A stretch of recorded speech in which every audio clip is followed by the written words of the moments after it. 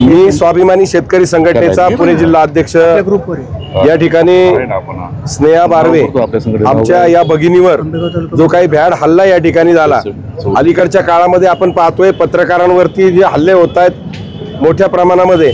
आणि दुसरी एक गोष्ट म्हणजे आमच्यासारखे सामाजिक संघटनांमध्ये शेतकऱ्यांसाठी गोरगरिबांसाठी काम करणाऱ्या कार्यकर्त्यांवर देखील मोठ्या प्रमाणात हल्ले होत आहेत। हा कायदा सुव्यवस्थेला एक चॅलेंज आहे।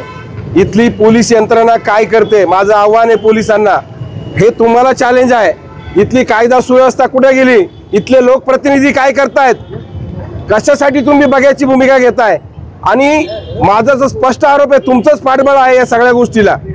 तुम्ही काय करताय, अरे तुम्ही का गप्प बसून आहेत, मुख गिळून आहेत। लोकशाहीचा चौथा स्तंभ असणाऱ्या पत्रकारांवरती हल्ले होत आहेत, म्हणजे पत्रकारांनी काही गोष्टी दाखवायच्याच नाहीत का, समाजातलं जे काही चुकीचं चाललंय ते पुढे आणायचंच नाही का। आणि आमच्यासारख्या सामाजिक संघटनांनी शेतकऱ्यांसाठी गोरगरिबांसाठी काम करायचंच नाही का।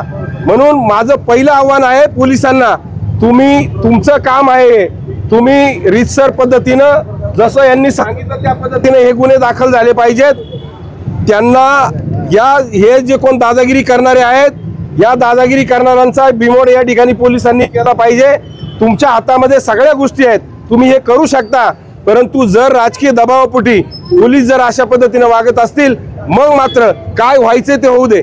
आम्ही सीमेवरच्या जवानासारखा सर कफन पे बांध के निकले आहे हम लोग, त्यामुळे आम्ही घाबरणार नाही।